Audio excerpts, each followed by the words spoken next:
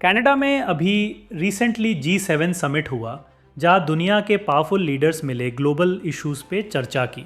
और इस बार इंडिया ने भी कई इंपॉर्टेंट इश्यूज रेस किए जिसमें टेररिज्म एक अहम मुद्दा था। एक तरफ यूक्रेन पर मिसाइल्स गिर रहे थे और दूसरी तरफ वर्ल्ड लीडर इस समिट में ये डिस्कस कर रहे थे कि इस सिचुएशन को कैसे सॉर्ट किया जाए। AI का future, environment concerns, middle east में बढ़ता टेंशन और दुनिया की फ्रेगमेंटेड पॉलिटिक्स, सारे टॉपिक्स इस समिट में डिस्कस किए गए। तो इस वीडियो में हम ब्रेक डाउन करेंगे कि इस समिट में हुआ क्या, इंडिया ने क्या स्टांस लिया और दुनिया का पावर बैलेंस कैसे शिफ्ट हो रहा है। Let's decode G7 summit 2025। G7 यानी ग्रुप ऑफ 7, ये दुनिया के सबसे पावरफुल और एडवांस्ड इकोनॉमीज़ का एक इनफॉर्मल ब्लॉक है जिसके members United states, United kingdom, Canada, France, Germany, Italy, Japan और यूरोपियन यूनियन है। ये कंट्रीज़ मिलकर global economy, security, climate change और इनोवेशन जैसे इश्यूज़ पे पॉलिसीज़ कोऑर्डिनेट करती हैं। अब आप लोग सोच रहे होंगे कि अगर इंडिया G7 का मेंबर नहीं है तो वहाँ प्राइम मिनिस्टर मोदी का क्या काम। The reason is G7 leaders हर साल कुछ नॉन मेंबर कंट्रीज़ को एज स्पेशल गेस्ट्स इनवाइट करते हैं और इंडिया को वर्ल्ड की फास्टेस्ट ग्रोइंग इकोनॉमी और मेजर जियोपॉलिटिकल प्लेयर होने के नाते बार बार टेबल पर बुलाया जाता है। Now let's see what else was discussed. से इस बार समिट का सबसे बड़ा इशू ग्लोबल सिक्योरिटी था। जिस तरह से Middle East is also getting involved in war और इस तरफ प्रेसिडेंट जेलेंस्की भी सीज फायर करने के मूड में नहीं दिखे। Canada also responded to Zelensky's request और इन रिटर्न मार्क कार्नी ने 12,000 करोड़ की फ्रेश मिलिट्री एड अनाउंस की और एक क्लियर मैसेज दिया कि यूक्रेन इज नॉट अलोन।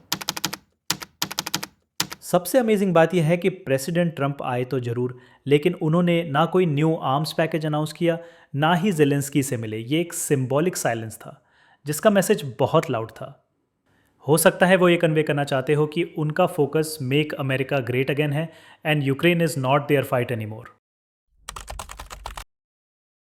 जब G7 लीडर्स टेबल पर बैठकर पीस की बात कर रहे थे, उसी वक्त रशिया ने कीव पर मिसाइल बरसा दी।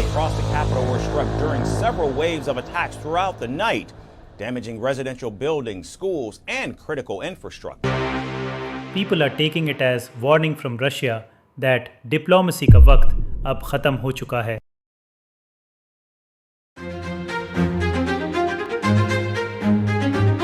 It's a great honor to host you at the G7. India has been coming to the G7 since 2018 in Biarritz, and it's a testament to the importance of your country, to your leadership.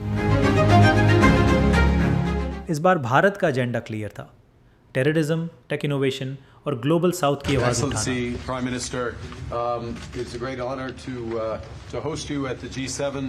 इस बार PM Modi ने energy security और AI powered climate solutions पे stress दिया और clear message दिया that this is not an era of war.